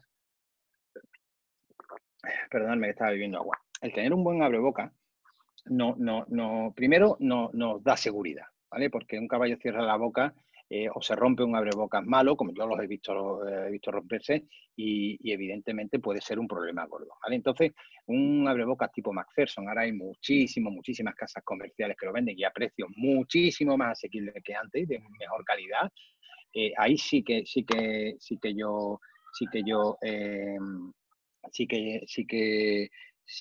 digamos, gastaría un poquito más, ¿vale? Me dicen también el doctor Miguel Matius, endodoncia, exactamente lo mismo. Las caries pueden ser caries pulpares, que exigirían de endodoncia, o caries infundibulares, sobre todo en las piezas maxilares. Eso es exactamente igual. Ya digo que de aquí a poco yo las he podido hacer, pero no aquí, las he tenido que hacer fuera, pero sí es verdad que el futuro más inmediato es que se implementen este tipo de tratamientos. Vamos a ver, me seguís preguntando, dice, al retirar un primer premolar que se encuentra separado del segundo premolar 1,5 centímetros, ¿corremos más riesgo de dañar la arteria maxilar? Vamos a ver, a la altura del primer premolar es cierto que hay casos descritos de sangrado profuso y de grandes hemorragias, ¿vale? Pero no es lo normal. ¿Por qué? Porque a medida que la arteria palatina va saliendo de la parte más caudal, del paladar, de la boca, a medida que se va haciendo más rostral, el calibre va disminuyendo. Por lo tanto, a ese nivel es difícil provocar una gran hemorragia, ¿vale? Recomienda el uso de la yoimbina. Yo no la he usado, sinceramente. No tengo ninguna experiencia en el uso de yoimbina, ¿vale? Creo recordar que era para revertir no sé si era la de tomidina, no lo recuerdo ahora, pero bueno, yo desde luego no la he usado porque las sedaciones que uso son bastante seguras y siempre intento, digamos, disminuir la dosis. Aquí hay mucho manejo, cuidado con esto. O sea, no podemos sustituir nuestro manejo con grandes dosis de sedante. Y nuestro manejo va a depender mucho de nuestra paciencia.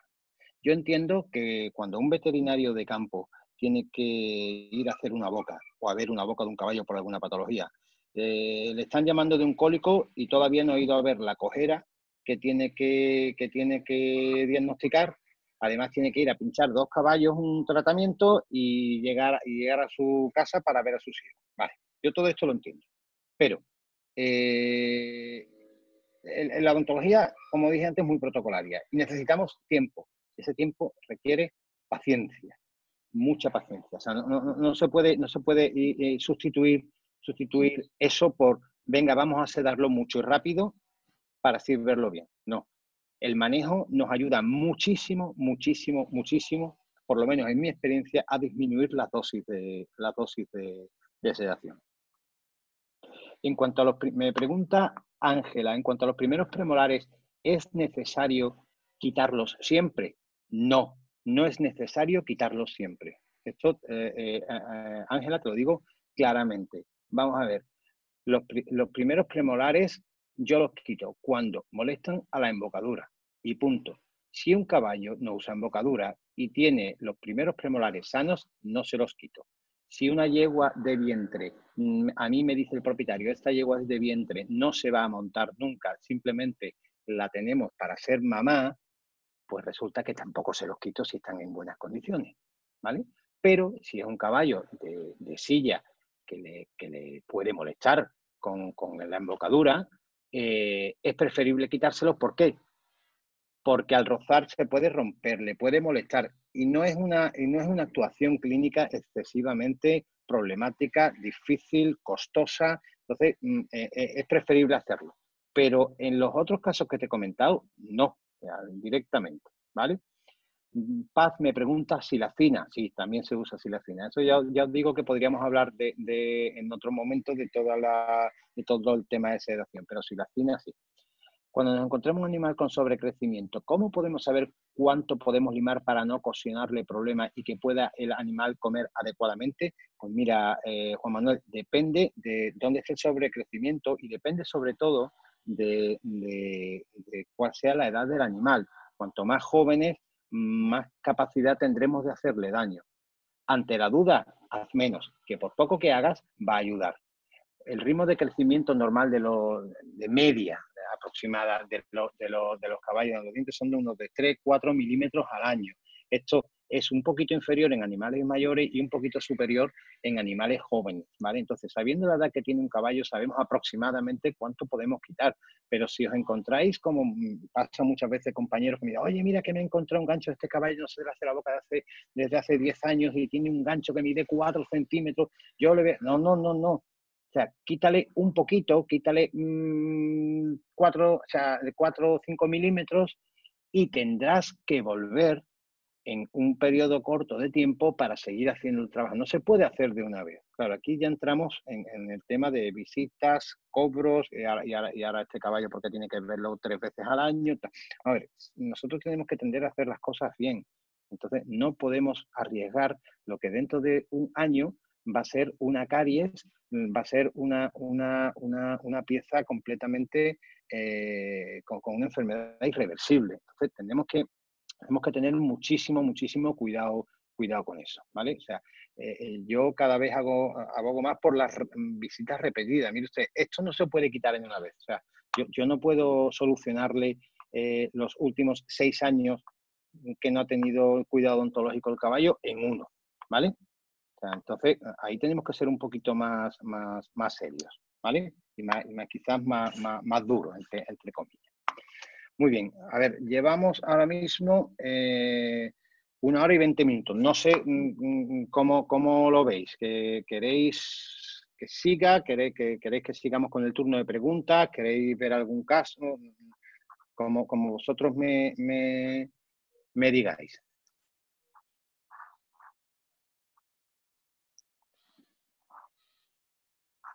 A ver, un segundito que creo que me he perdido. Aquí, vale. Mira.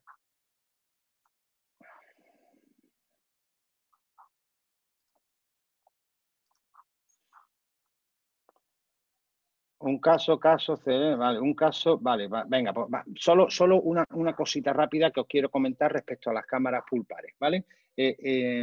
Cámaras pulpares tienen su nomenclatura, tienen su disposición, esto evidentemente no es para que lo aprendáis ahora ni muchísimo menos, pero que sepáis que tienen todas un nombre y una localización, ¿vale? Esto sería un diente normal, un diente mandibular, con sus cámaras pulpares, ¿vale? Todas las zonas vivas, las zonas que no debemos tocar, ¿de acuerdo? Entonces, a ver. Fijaros en esta radiografía, es una radiografía muy común de una arcada maxilar. Bueno, en este caballo hay una descarga nasal, con esta radiografía demasiado lateromedial, por lo tanto no se identificaba bien la raíz, pero bueno, aquí ya se veía que había cierta afectación de las cámaras pulpares, por aquí y por aquí, ¿de acuerdo? Entonces, claro, una cosa es lo que vemos en la radiografía y otra cosa es la realidad. Esta es la realidad. La realidad es que después de hacer esa extracción nos encontramos en este estado con esta fractura de la corona y fijaros cómo estaban dentro de las cámaras pulpares. Fijaros la diferencia con esto. Aunque esta sea mandibular, pero realmente las cámaras pulpares maxilares vienen a ser muy parecidas. Entonces, fijaros la diferencia entre esto y esto. O sea, esto es una gran infección, ¿vale? Entonces, otro de los temas interesantes es hasta dónde podemos llegar con la radiografía. O sea, la radiografía no es un método diagnóstico de muchísima ayuda, pero es limitado, es completamente limitado. Entonces, eso que lo tengáis en cuenta, o sea, la parte viva del diente, ¿vale? Entonces, después, si queréis, os puedo poner a algún caso por aquí. Vamos a ver. Algo que sea interesante. Por ejemplo, mira, fístula. Aquí os vais a encontrar muchas veces en vuestra clínica diaria, los que la estéis ejerciendo o los que como alumnos vayáis a ejercerla, os podéis encontrar muchos casos de esto, ¿vale? Muchos casos de esto que yo recibo de mis compañeros y en muchísimas ocasiones, pues no. Oye, que tiene una herida, y normalmente son heridas que llevan tratando tiempo. Es que tiene una heridita, tiene una pequeña fístula que tal, que descarga un poco, tal. Tener en cuenta cuando veis este tipo de fístulas, sobre todo en la porción ventral de la mandíbula, que esto puede estar muy relacionado con un problema dental, ¿de acuerdo? Aparecen también aquí en la cresta facial. Toda esta zona es la zona de proyección de las raíces del primer y segundo molar, ¿de acuerdo? Fijaros este tipo de fístulas así también, que están continuamente descargando pus, que de repente la curan, se cicatriza, pero a los 3 días tal, los antibióticos que le dan le funcionan, pero después dejan de funcionarle, en cuanto se le quitan vuelve otra vez la fístula. Todas estas cosas. Entonces, es muy interesante, por ejemplo, una vez que tengamos eso, hacer una radiografía canulando la fístula y vemos exactamente dónde llega. En este caso, evidentemente, llega hasta la raíz de este premolar, ¿de acuerdo? Entonces, ¿ve? Aquí veis otro. Aquí veis otro, ¿eh? Una descarga seromucosa que no para. Sí, casi siempre es igual. O sea, casi siempre es, oye, que tiene una herida que lleva mucho tiempo, que yo le he curado, pero que le va y le viene. Le hemos dado antibiótico 2 veces y se le ha quitado, pero es que le quitamos el antibiótico y vuelve la herida. Eso siempre hay que tener en cuenta que puede ser un problema dental, ¿vale? Pues hay casos muy curiosos también, por ejemplo, hablando ya quizás un poco de cirugía y vamos a intentar poner esto un poquito más grande. La cirugía mínimamente invasiva para la extracción de piezas normalmente se hace con el caballo de pie. Os voy a poner un ejemplo para que sea visual y para que se pueda ver. Lo grabé perdonad un momentito, ahora.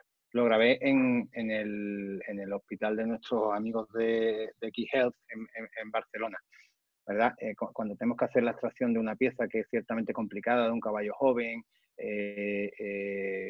con un periodonto bueno, que está en pleno funcionamiento, lo que hacemos es taladrar esa pieza.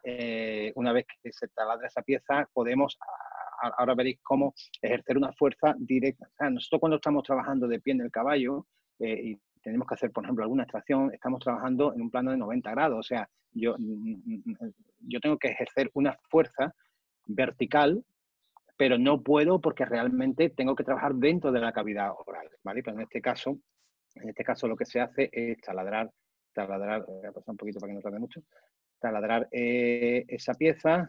Ahí veis cómo. Ahí vemos cómo se está empezando a taladrar. Una vez que se taladra, lo que se hace es hacerle una rosca para poder colocar un tornillo y seamos capaces de ejercer una fuerza en el mismo plano en el que se encuentra la pieza. Por lo tanto, sería mucho más fácil de extraer. Ahí veis cómo lo hemos trabajado. La luz se ve regu, pero bueno, ya os digo, ahí se ve un poquito mejor, ¿de acuerdo? Después de eso, lo que haríamos es A ver, disculparme porque es que se ha quedado hecho el sonido, se ha quedado ahí. Vale, ahora, ahí estamos haciéndole la rosca al taladro. Hay muchos papers de esto, muchos artículos, se llama la técnica mínimamente invasiva o MTE en inglés, ¿de acuerdo? Una vez que hemos hecho eso, lo que hacemos es colocarle ese tornillo, como os decía antes. Colocamos un tornillo. Ahí. Le colocamos un tornillo y una vez que el tornillo esté colocado con un mazo quirúrgico acanalado, ya ahora vais a ver cómo sale la pieza. Os digo que esto no es sencillo. O sea, la toma de decisiones es tremendamente importante y aquí sí quiero parar un momentito antes de seguir. Toma de decisiones es tremendamente importante en odontología. Vamos a ver. En odontología, una cosa que tengamos protocolo para hacer material y experiencia puede ser muy fácil, y arriesgarnos a hacer algo que no estemos seguros puede ser un verdadero infierno. O sea, os lo digo en serio. O sea, tenemos que ser muy conscientes de cuáles son nuestras capacidades, de cuáles son el material que tenemos, nuestra experiencia, ¿de acuerdo? Esto lo pongo a modo ilustrativo para que sepáis que, bueno, que hay muchos tratamientos en odontología cada vez más, ciencia que en estos últimos años cada vez ha ido más en desarrollo. Pero cuidado con la toma de decisiones, ¿vale? Hay que ser consciente, hay que pararse antes de decir, oye, yo esto lo puedo hacer o no lo puedo hacer. ¿De acuerdo? Vale, y ahora ya os enseño el último. A ver. Está aquí.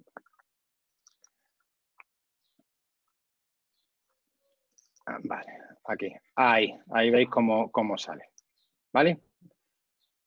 Entonces, eso la verdad es que hace pocos años que describieron esta técnica y bueno, y la verdad es que en determinados casos viene bastante bien, ¿vale? Bueno, más cosas. Vamos a ver.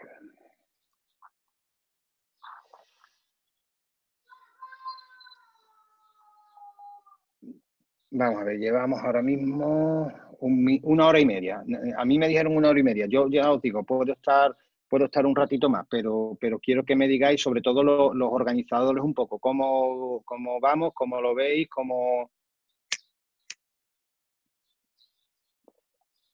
por dónde seguimos. Martín López, de México.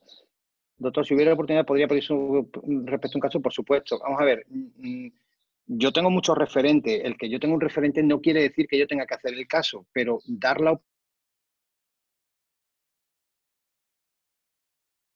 opinión o lo que yo, ningún tipo de duda. O sea, yo, gracias a Dios, semanalmente recibo casos de compañeros, muchos para hacerlo y otros muchos simplemente para dar una opinión. Entonces, tenéis mi correo electrónico, casosclínicosdeodontología@gmail.com.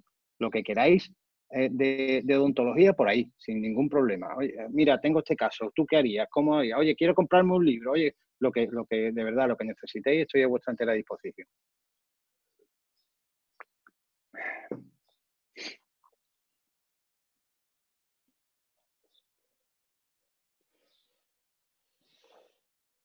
¿Qué hacemos? ¿Seguimos? ¿Queréis ver algo más? ¿Paramos? ¿Hacemos turnos más? Bueno, a ver, yo creo que tampoco nos podemos quedar mucho más porque teníamos ahora otra cosa que hacer y yo justo soy el que estoy grabando la reunión. Pero de todas formas, Vale. Si la gente quiere, podemos ver algo más, algún caso más, o si no, podemos hacer preguntas, si alguien tiene preguntas. Yo seguro que estáis llenos de preguntas porque yo, ya os digo, yo de hecho, como me gusta y lo disfruto, podía estar hablando muchísimo tiempo. No sé si quizás, me imagino que igual tenéis alguna duda, ¿no? Algo que os haya quedado, no. De lo que hemos hecho, entiendo que llegar a asimilar todo es difícil, son muchos conceptos, pero son los básicos. Entonces, esto tiene que estar muy bien asimilado para a partir de ahí ya crecer, pero podríamos, si queréis, si os apetece, hacer un turno de preguntas o acabar aquí si no tenéis más preguntas, como estoy, ya os digo que a vuestra entera disposición.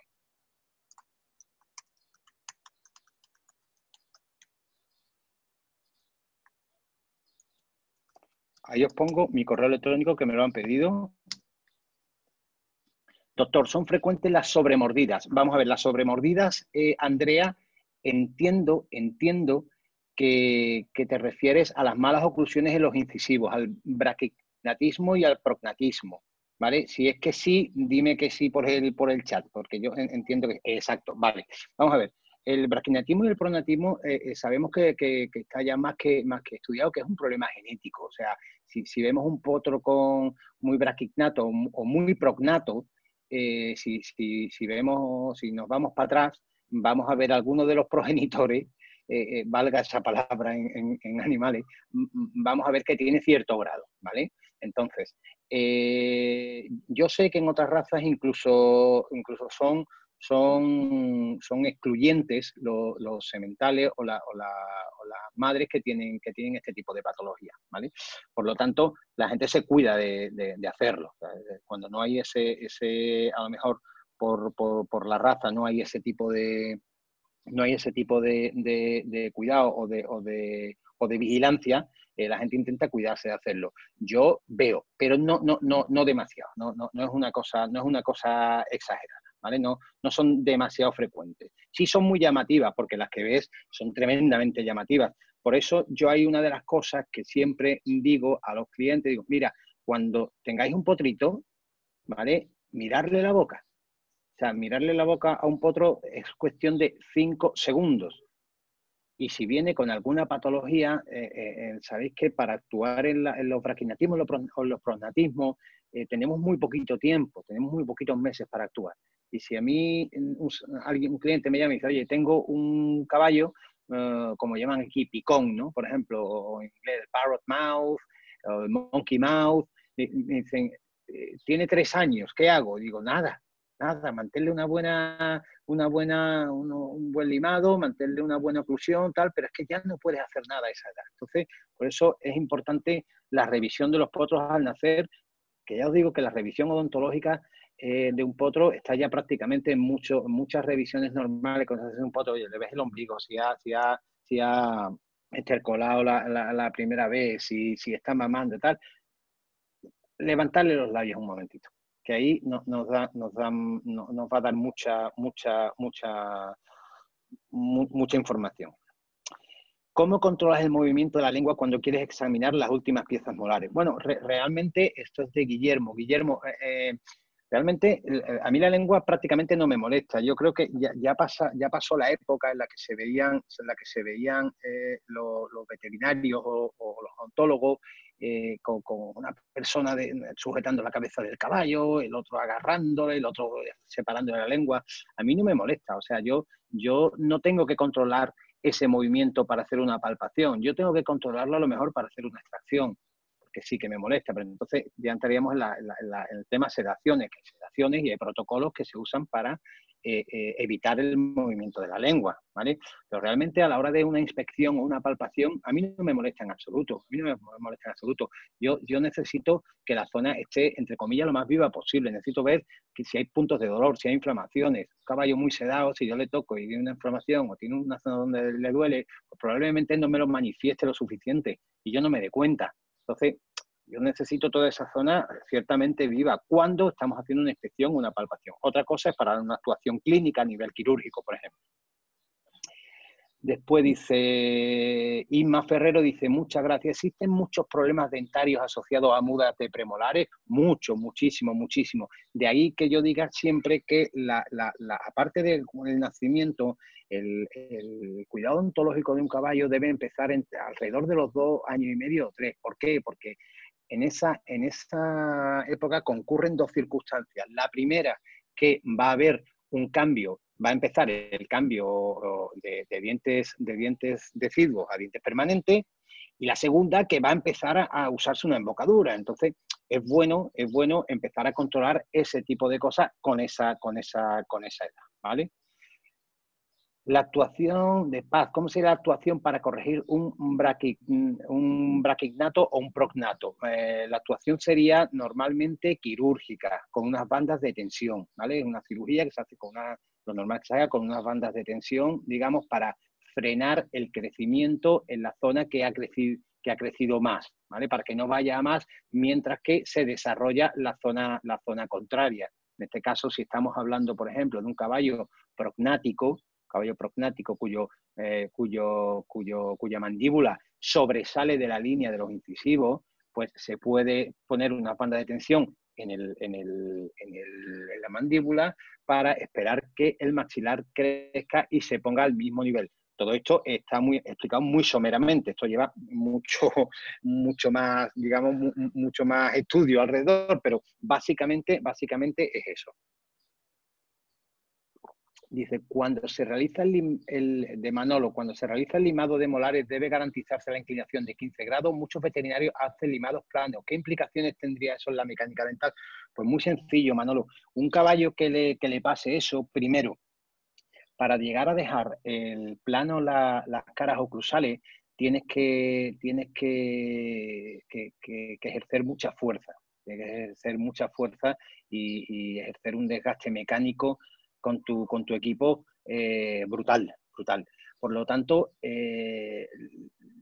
a mí como segunda parte me preocuparía la angulación, como primera me preocuparía la cantidad de cámaras pulpares que has expuesto. Por lo tanto, es un caballo, a ver, he tenido que ver algunos sí, ¿vale? Es un caballo que no come, un caballo que no puede comer, un caballo que al no poder realizar el movimiento masticatorio normal, el caballo abre y cierra la boca y se le cae la comida. Pero es que antes de eso el caballo le duele una barbaridad. El caballo no come por dolor. Después viene la parte mecánica, pero el caballo principalmente no come por dolor, ¿vale? De Maicos Crespo, en caso de una caries de molar mandibular, ¿cómo podríamos tratarla? Pues muy pocas veces se tiene a disposición un especialista. Depende cómo sea la caries. La caries básicamente lo que hay que hacer es prácticamente, creo que muchos de vosotros habréis ido a un dentista de humana y os habrán reparado o habrán hecho reparar alguna caries y tal. Pues básicamente es lo mismo. Lo que pasa es que hay que tener el material, hay que tener el equipo, hay que tener un buen horoscopio porque hay que hacerlo todo viéndolo en una pantalla y entonces no es sencillo. Sinceramente no es nada sencillo, ¿vale? Dice, me refiero a los protocolos para una extracción o para visualizar con horoscopio, no para una palpación. Lo que te contaba. Los protocolos para una extracción, esto es otro tipo de, la que son las extracciones. Bueno, en extracciones cada vez hay más material, más equipo y más técnicas. La técnica fundamental, y esto apuntarlo bien para una extracción, la técnica fundamental que no debe faltar nunca es la paciencia. Es la única. El resto se aprende, se entrena, se consigue, pero como no tengamos paciencia, no vamos a tener éxito. Paz, en potrillos también, ¿hasta qué edad se pueden corregir? Creo que Paz era la que había preguntado sobre el braquignatismo y el prognatismo. Vale, sí, claro, o sea, el braquignatismo y el prognatismo que se puede corregir tiene que ser en potros. Pues ya te contaba antes que en caballos de más edad era imposible, o sea, prácticamente no se podía hacer nada. ¿Hasta qué edad? Bueno, depende un poco de la raza, depende un poco del tipo de del tipo de braquignatismo o prognatismo que tengan, pero básicamente 10-12 meses. Yo mucho más de ahí no haría nada. Guillermo, ¿y te encuentras muchos problemas de sobrecrecimiento en incisivo en caballos mayores que tengas que limar? ¿Qué cantidad de diente quitarías? No, vamos a ver, yo tengo que tener los 3 puntos de apoyo y en los que yo puedo actuar, que son en las tablas premolares, molares e incisivos, tengo que tenerlos equilibrados. La cantidad de dientes que hay que quitar, caso de que haya que quitarlo, y sobre todo en incisivos de caballos mayores, porque los de los jóvenes están muy rigados, como os he dicho antes, y tenemos posibilidad de abrir la cámara pulpar y de exponerla, entonces estaremos creando un problema que no existía, ¿vale? Lo suficiente para que estén para que estén en equilibrio, o sea, para que estén en contacto tanto premolares, molares e incisivos. No pretendáis con un caballo con 15 años que no ha tenido en 10 años cuidado odontológico, de repente dejarle una oclusión perfecta. No se puede, no se puede. Vamos a afectar a la pulpa, a la parte viva del diente. O sea, tiene que ser todo, o sea, un equilibrio, tiene que haber un equilibrio. Bueno, gracias a todo lo que me estáis dando las gracias. ¿Todas las extracciones ahora las realiza con la nueva técnica que mostró o solo ante la falta de corona clínica? No, ni muchísimo menos. Lo normal, lo lógico, lo protocolario es intentar ser lo menos agresivo posible. Por lo tanto, yo la primera técnica que siempre intento utilizar es la técnica per os, o sea, es la técnica de sacarlo extraerlo por la cavidad bucal. A partir de ahí, pues ya tenemos la técnica del MTI, tenemos bucotomías, tenemos trepanación, en fin. Pero lo primero es intentar hacerlo de la forma menos agresiva posible. Bueno, José María, como ya las preguntas van siendo mínimas, vamos a ir despidiendo el seminario. Lo primero, perfecto, darle la enhorabuena de la parte del aula por este gran seminario. Yo creo que ha sido muy completo y útil, y ya que es un tema que en la universidad se da muy poco o casi nada, y nada, darle la enhorabuena. Nada, Y yo gracias a vosotros y deciros otra vez que de verdad que si tenéis cualquier duda tanto a los alumnos, si hay algún veterinario que ya esté ejerciendo, que tal, que ahí está mi correo, que de verdad que estoy encantado de responder a todo lo que necesitéis y cualquier duda que yo os pueda aclarar, aquí me tenéis y bueno, y daros la enhorabuena yo a vosotros por este tipo de cosas, que son las que, como dicen en mi tierra, las que hacen afición. Pues muchas gracias. Y a la gente, darle las gracias por estar con nosotros un día más y os esperamos en el siguiente. Venga, pues buenas tardes a todos, que tengáis un buen fin de semana y manteneros, como decía al principio, manteneros sanos y ser responsable con este tema, que mucho más allá de las fases que nos dejen salir, ahora mismo somos científicos o estamos estudiando para serlo y sabemos perfectamente a lo que nos estamos enfrentando y la responsabilidad es nuestra. Y creo que es mucho más lógico tener cuidado y no arrepentirnos luego. Muchas gracias. Igualmente, muchas gracias.